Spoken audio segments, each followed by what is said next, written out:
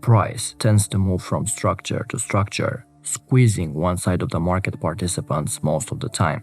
It rewards one side of the market while punishing the opposite side of participants. And liquidity clearouts are constant processes observed on the markets every day. Today we'll talk about liquidity extraction, and you'll finally understand why the market moves against you the moment you enter the market. So if you could, like, subscribe to the channel, and stick around for the full video.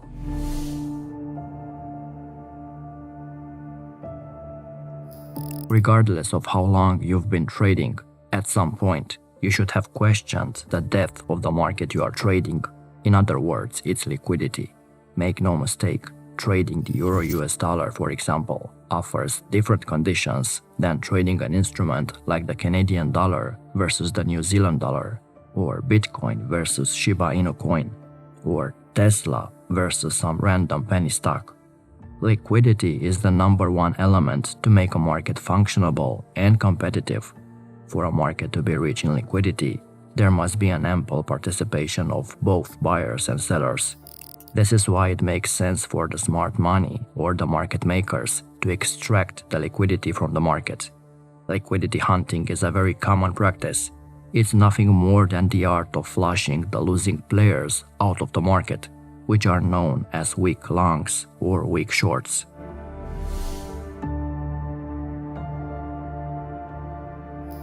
The larger the liquidity zone buildup, the more likely it is for that zone to be targeted by the smart money, especially if it's a counter-trend setup. Often, liquidity clearouts will form against the main trend.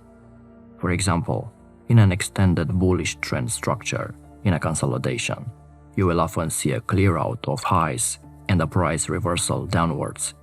This is more common in very liquid markets, such as Forex or stocks that trade on strong volume. And why is that? Because smart money knows how retail traders think.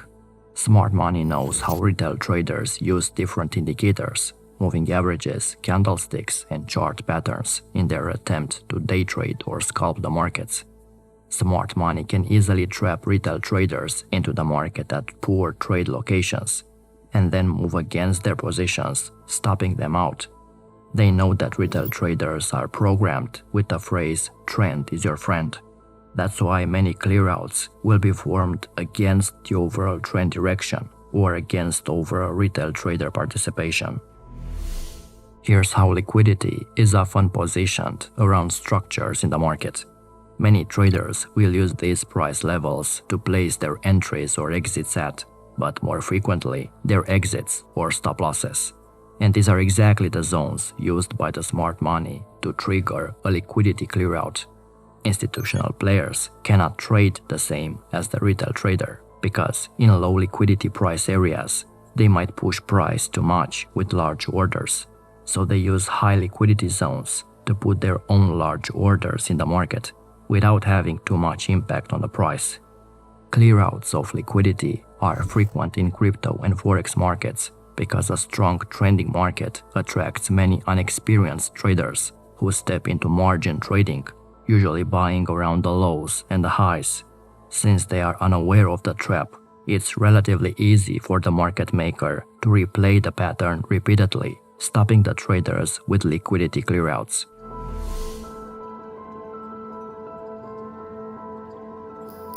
One critical concept for a liquidity clearout is the consistency of structural symmetry. Most targeted clearouts will happen around structures where the price is consistently bouncing from a demand or a support level or from a resistance or a supply level for multiple times before it actually breaks it. So very important, you should focus only on such structures to identify and trade liquidity clearouts. The more bounces in the structure, the better.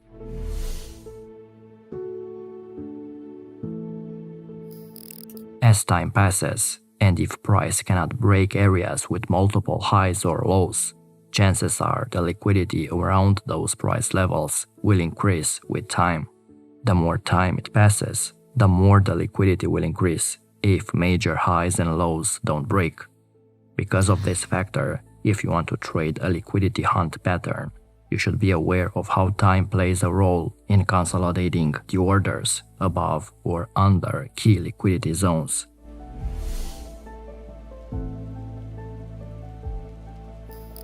Now, a clearout is a liquidation event where the stop losses of buyers or sellers are taken out and the breakout traders are trapped in. Liquidity clearout and stop loss hunting are similar concepts. Stop loss hunting can happen around any price or no structure at all, while a liquidity clearout will most of the time happen around dense price structures with multiple bounces. So remember, liquidity clearouts are most common around symmetrical structures where many traders will watch the same price level or place stop losses around the same price level. Therefore, market makers would want to see that level broken and enter their positions while liquidation is taking place and absorb opposite orders.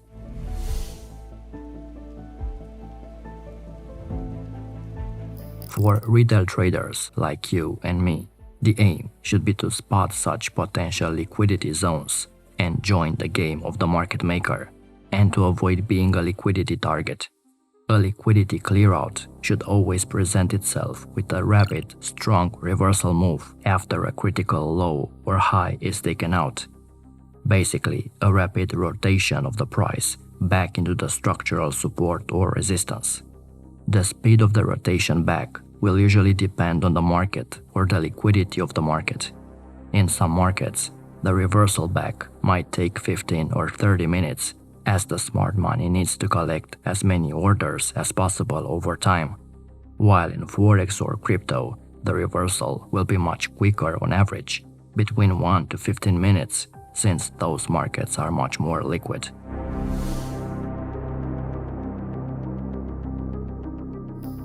If the structure is not even on highs or lows positioning, for example, when highs or lows are connected through a trend line instead of a flat line, then the main area to watch is the lowest low or the highest high of the structure. That is where the majority of condensed stop losses will sit, and where breakout traders might initiate other positions. This is the difference between a flat versus a trend line positioning of lows, and the importance of the deepest low. No matter how the structure is positioned, the low of the structure will be the key level that the market maker will want to clear out, and where the majority of stops will likely sit.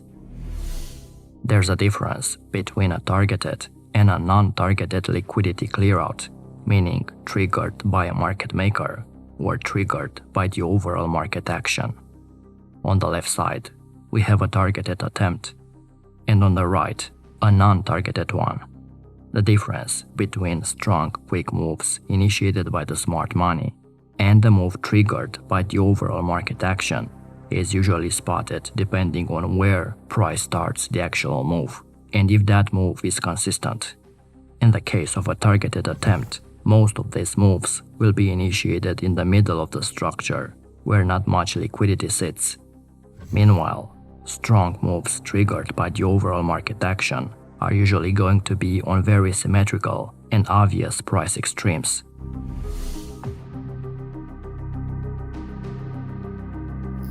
After the liquidity clearout under the lows or above the highs, the price should start reversing back inside the structure relatively quickly. Timing is the key. Let's say you're a scalper and you're using the 1-minute chart. My own rule is that it shouldn't take more than 10 1-minute candles for the price to rotate back above support. This depends a lot on how big the structure is, how many candles are in each leg of the structure. The more candles per leg, the longer it might take for the liquidity clearout move to happen. But it shouldn't be more than 10 candles. In the best scenario, it happens within the first 3 to 5 candles. Again, it's a relative concept as it scales with the market and the time frame chosen.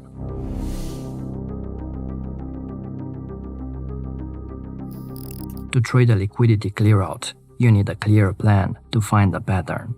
Using price alerts is a useful way to support the searching process. The plan is quite simple. once the potential symmetrical structure is spotted, with variables that fit a potential liquidity clearout, you place an alert below the structural lows or above highs, depending if it's a bull or a bear pattern. This is important because once an alert is placed, you can relax and do other stuff, and only come back once the alert rings and the price clears the required liquidity area. It's an important tip that helped me a lot. Using price alerts is critical to minimize the screen time and to be more patient and fresh as a trader.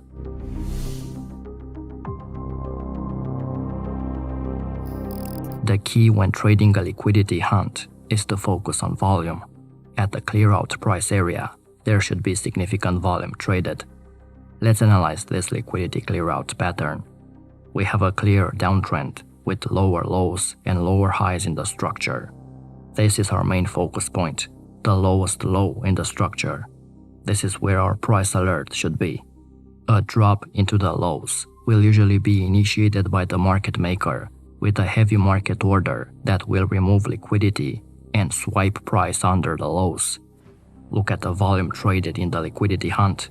It increased considerably once the lowest low in the structure was taken out. For an entry, you should wait for the liquidity clearout and then for the price to start moving back above support for a long entry. Your risk should be the lowest low of the clearout. This is where your stop loss should be. Here's another liquidity hunt. We first observe a heavy sell-off ahead of the structure. We then find a symmetrical structure with approximately even lows, ensuring even stop loss placement under them. High volume on the clearout with the highest volume candle in the whole structure. Volatility on the market is high, meaning we have a wide range, and we have a sharp and quick reversal after the clearout and the reclaim of the previous support. So after the liquidity clearout, an important sign should be the volume. The volume traded was the highest 1-minute volume candle inside the whole price structure, as price quickly reclaimed support and then pushed higher. This was a good moment to open a buy position, with a stop loss below the most recent low. A key component for trading the clearout is that it has to reclaim the support for a long trade or the resistance for a short trade. If it doesn't reclaim, there is no trade in the first place. It's a breakout. Here's an example with high volume clearout under the lows, as the long traders are stopped out, but the price didn't reclaim the support level. Thus, this is not a long trade. Remember this important point. The faster the price reclaims support and pushes above after the clearout, the better the trade. On the best trades, price should reclaim support within the first 5 candles after the clearout. If the structure is not symmetrical with evenly positioned lows, it's hard to base the entry. That is why I prefer to trade structures that are clean and symmetrical. This allows precise entry conditions across all trades. Let's look at this asymmetric structure and clearout. You can observe that the lows are not evenly positioned. We even have some higher lows. This is the deepest lower low, the main area that you should wait for. We have the liquidity clearout and the quick reversal after the clearout.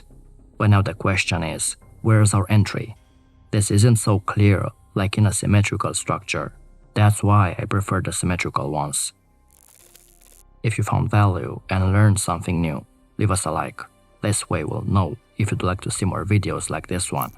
And check out our Academy program if you want to further level up your trading. Until next time.